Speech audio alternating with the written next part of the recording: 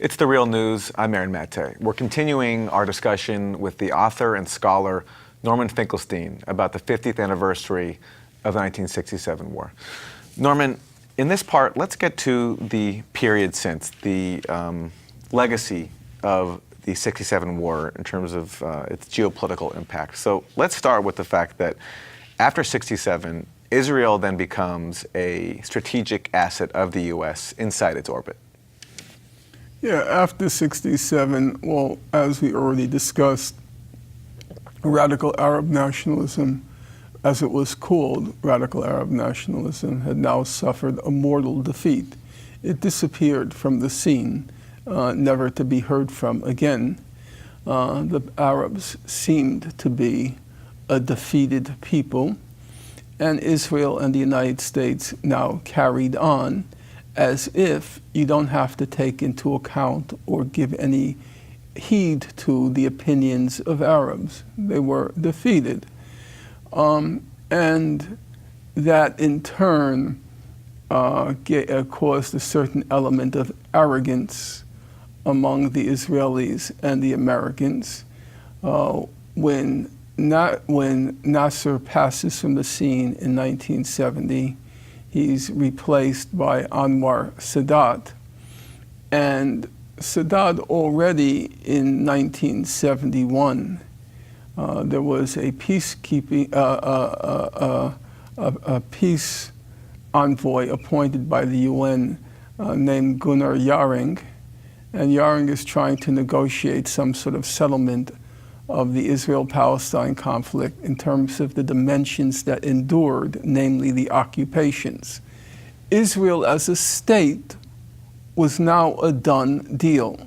After 1967, the issue of whether Israel as a state has now been vanished from the international agenda. It's established itself.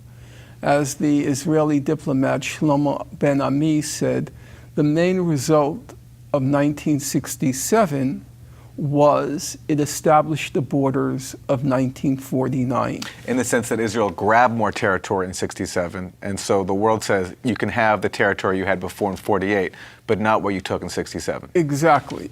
Israel ceased to be a political issue. What now became the issue was the various occupations of the Sinai, the Golan Heights, and the West Bank and Gaza. The Sadat had already agreed during the Jaar mission to a peace treaty with Israel in exchange for a full Israeli withdrawal from the Egyptian Sinai. And Jarring sent out a questionnaire to all sides. Where do you stand? I actually went through the record. I was the first one. I had to declassify from the United Nations because I was curious. And Israel gave its famous remark when it was asked whether you will return to the 67 border. That was one of the questions. It replied, we will not return to the 1967 border.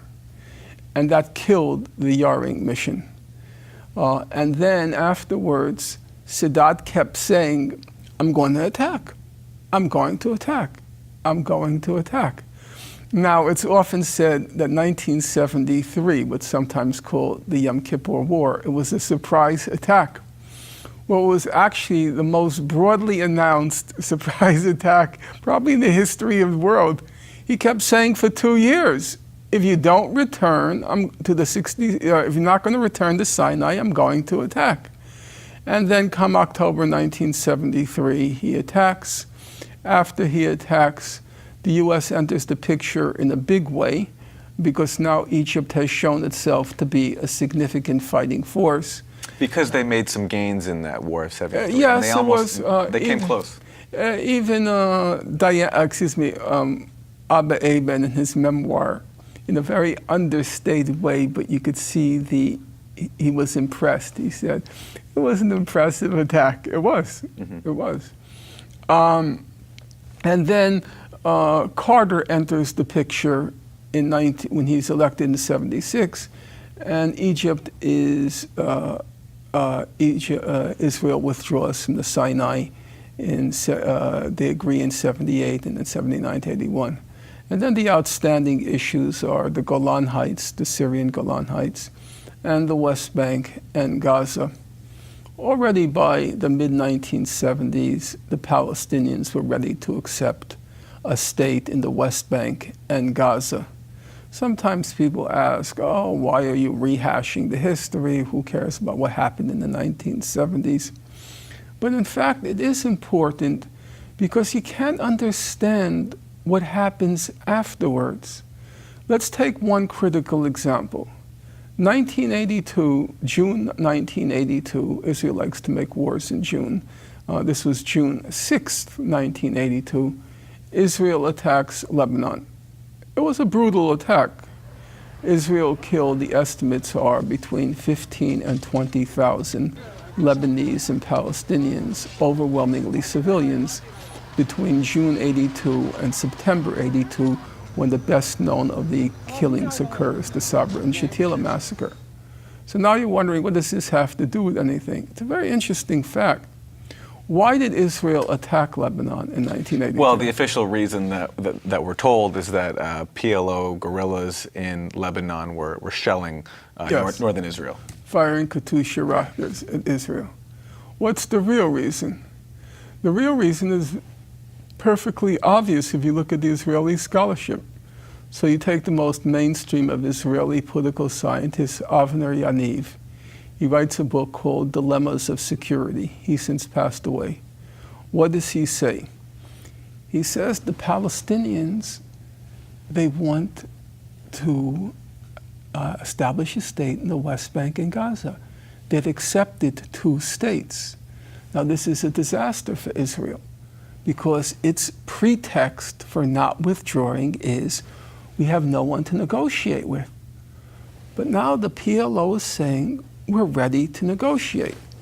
So Israel now has to knock out the PLO. Why? Why? It's interesting, the expression that Avner Yaniv uses. He says it's because of the Palestinian peace offensive. The Palestinians are being too moderate. And if they're too moderate, we don't have a pretext for maintaining the occupation. And so it casts 1982 in a very different light. There were no Katyusha rockets being fired from southern Lebanon into Israel. We know for a fact from July 1981 when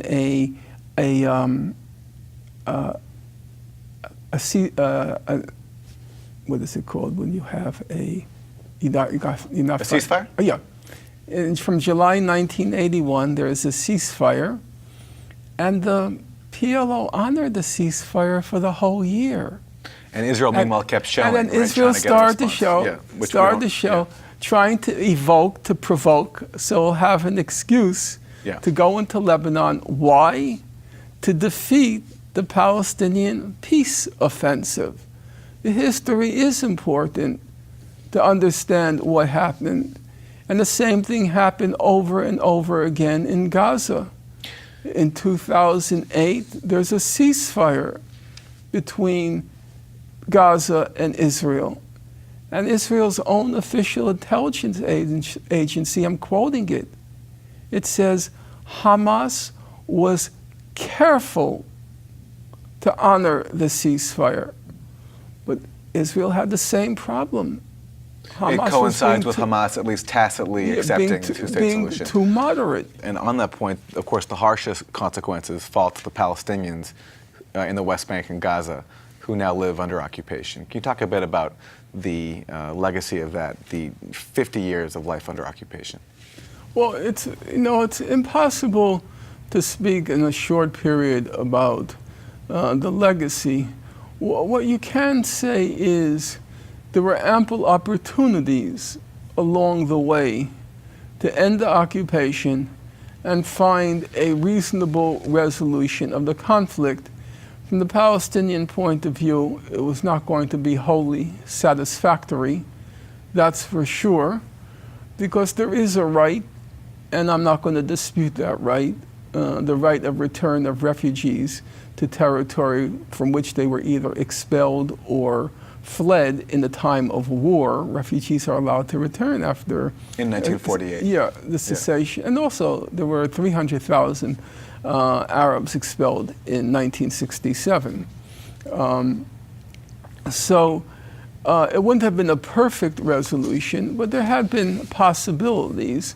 And Israel, it's a combination of the Israeli arrogance, but you have to add, it's the arrogance compounded by a powerful lobby in the United States, the Jewish lobby, which very few presidents are willing to buck unless a critical U.S. interest is at stake. Like the Iran nuclear deal. Yes, like the Iran nuclear deal. It's interesting how little the proponents of this claim that the Israel lobby is all-powerful, there is a large school of thought that believes that, how little they had to say about the Iran deal. Yeah. Because Netanyahu, AIPAC, they were 100% against the deal. It passed. But where a critical U.S. interest is not at stake, and the occupation is one of those instances where a critical U.S. interest is not at stake, then the lobby is very powerful. And the lobby has played an extremely destructive role in preventing a reasonable resolution of the conflict. Because why otherwise would the U.S. let it go on for so long? Exactly. They have no stake in it. If say tomorrow the Israelis announced, we're going to pack up and leave. We're going to go back to the 67 border. We're leaving. Would the American administration lament? No, and their Gulf Arab allies would be thrilled because it removes a headache. So then you have to ask yourself, then why is the U.S. government giving Israel such uncritical backing? And there's only one answer, and it's the lobby. Well, there could be more complex factors like just fidelity with another colonial There's state. no, as they say, there's no friendship between states, there's only interests. Okay. All right, well, listen, let's get to a point that you raised earlier as we wrap, which is that there have been opportunities to end this conflict. Because I imagine somebody will hear your words today and say, okay, fine, let's say he's right about 67, that it was not a defensive war, that Israel did occupy those lands deliberately. They will say, though, that, and this is a part of the official history that we talked about earlier, that Israel has offered Palestinians what they lost in 67. And it's been Palestinians' refusal to accept Israel's generous offers, which included returning the West Bank and Gaza to the Palestinians. That's the reason why there's no peace today. And so on that point, let me play a couple of clips for you, okay? I was at the show Democracy Now! For 10 years. And one of my most memorable shows that I worked on was when you debated Shlomo Ben-Ami, the former foreign minister of Israel.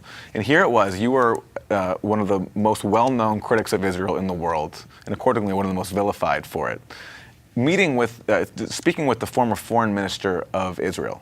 And it was striking to me how you guys basically, when it came to the historical facts, you agreed on everything, or almost everything.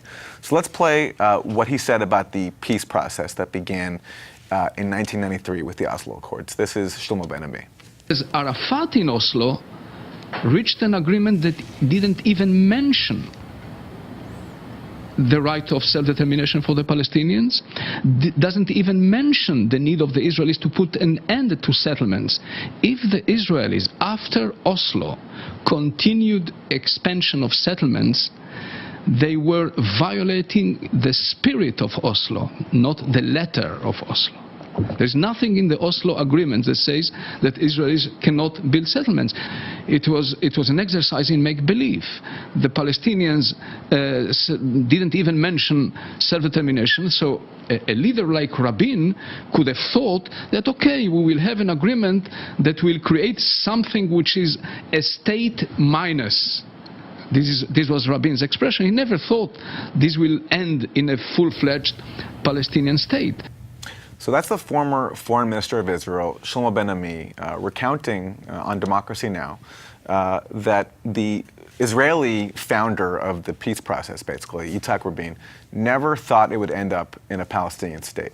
Now let's go forward to 2000. Shlomo Ben-Ami is talking about the 2000 Camp David talks, where it's widely believed, or it's widely, it's widely believed that Israel offered Arafat and the Palestinians a very generous deal, returning basically all of the West Bank and Gaza.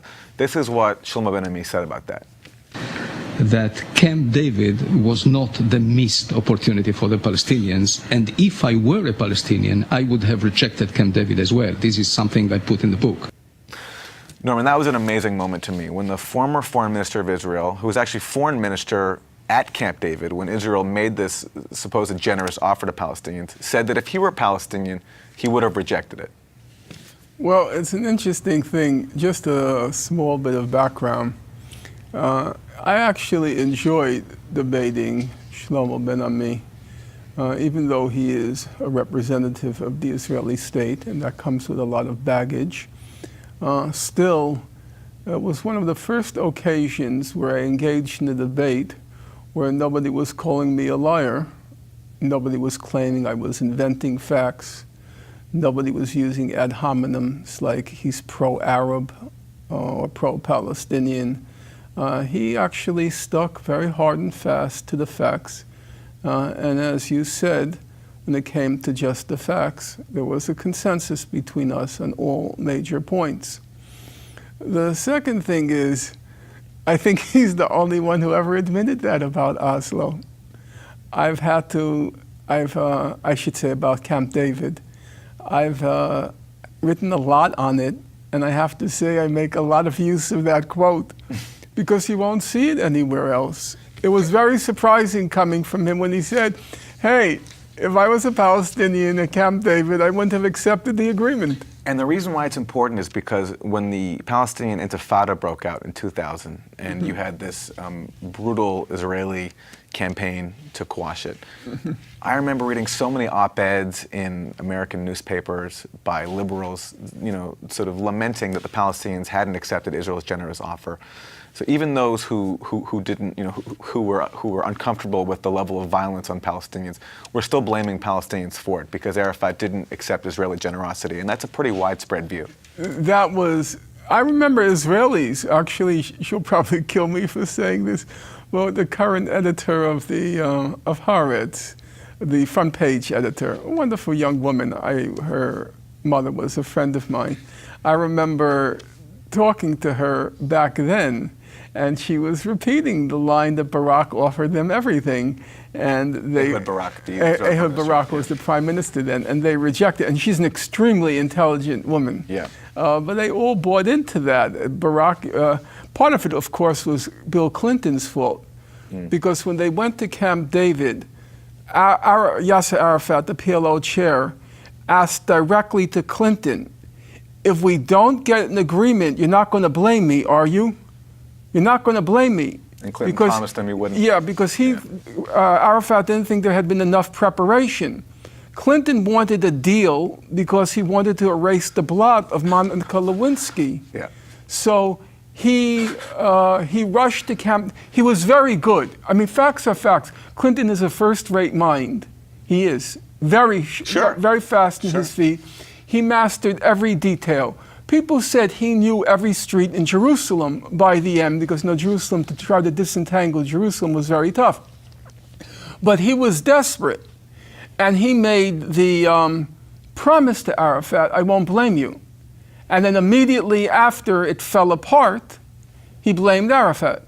And then all the propaganda went berserk, blaming Arafat, because here was Clinton, who was the neutral arbiter between Rabin, as it was portrayed, between Rabin and Arafat. If you remember on the White House lawn, Clinton is in between them. So now the neutral arbiter, the alleged neutral arbiter, is saying Arafat was the cause of the collapse of Camp David. But as Ben-Ami points out, that wasn't the case. The whole thing is rewritten because everybody says the second Intifada, which breaks out in 2000, it began with the suicide bombings. Well, no. The second Intifada begins September 29th, 2000. The first suicide bombing in Israel comes in March. It comes 5 months later. What happened in the interim? What happened in the interim was a massive Israeli bloodletting. The reports are the first week of the Second Intifada, between September 29th and the first week in October, Israel fired 1 million shells. As they put it, 1 shell for every Palestinian child. They fired 1 million shells in that first week of the Second Intifada. And the ratio of killings was like 20 to 1, 20 Palestinians for each Israeli. And so it rapidly escalated into armed conflict between the two sides, but it started out nonviolent. It started out in imitation of the first Intifada, but the bloodletting, and the bloodletting was initiated by Barak, because Barak wanted a very strong reaction, because he thought if we knock them out the first couple of days, they'll stop. So he was the one that initiated the bloodletting. Right, because Sharon came into power after that. Oh, he came in, the Camp David talks continued in Taba until the end of January 2001, and that's when Sharon was elected at the end of January 2001. After Barak calls off the Taba talks, when they actually make some, but that's another that's another detail that's forgotten. Let's get to the present then. 50 years of occupation. Your advice to people on how they should view the commemorations of the Six-Day War, of the 1967 war, and your thoughts on what needs to happen today. I mean, we just had this massive Palestinian hunger strike go on for close to 2 months. What needs to happen today to end this occupation? It's a very tough moment. For the moment, the Palestinians are a defeated people. For now, in Gaza, the Hamas is loathed. It's hated by the people in Gaza, which is exactly what the United States and Israel wanted. You turn the screws enough, and the people begin to blame the government, because they have who else can they blame? They don't know who to blame, because they're looking for somebody. They want a punching bag. The Hamas in 2006, it was the first democratic election in the whole Arab world. The first democratic election in the whole Arab world. Hamas comes to power. Hillary Clinton later says, our big mistake was we should have rigged the election so Hamas didn't win. That's their commitment to democracy. And the moment they came into power, the US and Israel and the EU start tightening the screws, namely the blockade of Gaza. Then in 2007, they tighten the blockade even more when Hamas consolidates its power in Gaza. And then the people, the situation is awful. Hamas becomes, truth be told, it becomes very repressive. Every regime becomes repressive in those circumstances. Show me a regime that doesn't become repressive under those circumstances, and then the people turn against it. Now, if you look at the polls, it says about 70% of Gaza's youth, if they could, they would leave. They want to get out. Of course. And West Bank, it's defeated. People sacrificed. They gave their all many times. And what did they get for it? A corrupt, rotten, collaborationist regime. So they have... In the Palestinian Authority. Yeah. The Palestinian Authority. So they've lost faith in politics. And there's a feeling of every man for himself. Each person tries to carve out a little niche for him or herself, hoping they'll escape the collective disaster. However, I would want to end on the note that you mentioned the prisoner strike. And Israel said, when the prisoner strike began, we will not negotiate. We will not negotiate. There will be no negotiations, no negotiations. Well, they went on a hunger strike for over 40 days, the prisoners. Israel capitulated about 80% of the demands. This, That's by the what I way, read is over yesterday. 1,000 Palestinians in Israeli prisons, consuming only water and salt. And there was other cases of prisoners who went on these heroic hunger strikes. Israel said, won't negotiate, won't negotiate. It negotiates. Because Israel is very vulnerable on one front. Its big vulnerability, its Achilles heel, the chink in its armor, is international public opinion. They are very sensitive to that international public opinion. If Palestinians focus on demands which can't be impeached, their legitimacy, the Palestinian hunger strikers are very smart. They learn. They said, we're not making any political demands. We're just going to make humanitarian demands. Increase the number of visits per month. They were only allowed, Israel had cut it down from 2 visits to 1 visit. So they want to restore 2 visits per month. Permission to make phone calls. They kept it to strictly humanitarian issues. And then they say, we're going to go to the death. Israel has a big problem. How do you defend that? How do you defend it? How can you defend not letting them have more than 1 family visit a month? That's their weakness. And if there were mass nonviolent resistance focused on unimpeachable demands, in my opinion, those which are firmly anchored in international law. So taking it back to 67, a full return of the occupied territories that Israel captured 50 years ago. I would say at this point in time, that's too big a demand. I think what the Palestinian hunger strikers did was smart. You start with smaller demands, and then you gradually accumulate your power. After you've demonstrated you can win. You can win. I've said many times, the big demand that should be made by the people in Gaza is to end the blockade. The blockade is illegal under international law. It's immoral. It's inhuman. In Gaza right now, 95% of the drinking water, 95%, is not fit for human consumption. As Sarah Roy recently wrote in the revised version of her book, The Gaza Strip, she's the world's leading authority on Gaza's economy. She's at Harvard, wonderful person. She said every day mothers have to witness the fact that they're poisoning their children every time they give them anything with water. If you focused on ending the blockade and mass nonviolent resistance to end the blockade, which does not mean ending the occupation, just ending the blockade, I think it's winnable. I think those demands are still winnable. The problem is the people don't believe it anymore. Well, it's also hard to organize mass nonviolent resistance under occupation, especially if in the past it gets crushed violently and the world kind of looks on, like in the first Intifada. I will never deny it's hard. You know, it's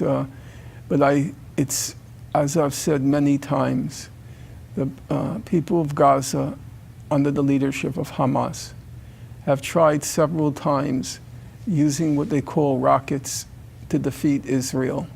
In 2008-9, Operation Cast Lead. November 2012, Operation Pillar of Defense.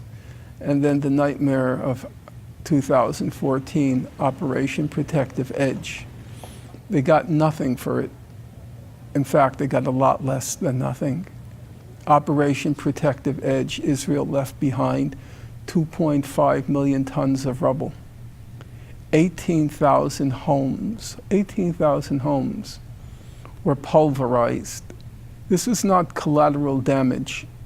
When you read the accounts, by breaking the silence, the Israeli soldier testimonies, they would go into neighborhoods one by one, rope off the neighborhoods, bring in the D9 bulldozers, and just flatten every house in the neighborhood. This wasn't collateral damage in war.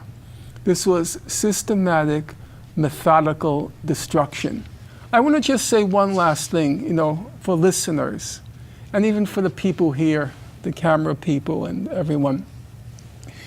let's say one night I'm working on writing something, and suddenly I lose it. The computer crashes, right? Oh my God, I can't believe it. 2 hours of work destroyed. I am, cursing my fate. Where is God, Gaza consists of 70% of Gaza. 70% of Gaza is refugees and children and grandchildren of refugees. 51% of Gaza is children. 51% of Gaza is children under the ages of 18. You have refugees, children. That's Gaza. Whenever you want to envisage Gaza, say to yourself, refugees, children. They lost their homes they lost their homeland in 1967. They were expelled. That's who Gaza is. It consists of expellees from their homeland. And then, in a kind of reenactment of Attila the Hun, the Vandal hordes, this alien army comes in, and the only thing they have left is their homes. To systematically, methodically, just go in, rope off neighborhoods, 18,000 homes, 100,000 people. It's so heartless, so inhuman.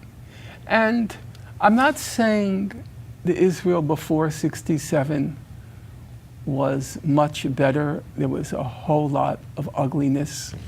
But the 50 years of occupation has really, it's not coarsened the population of Israel.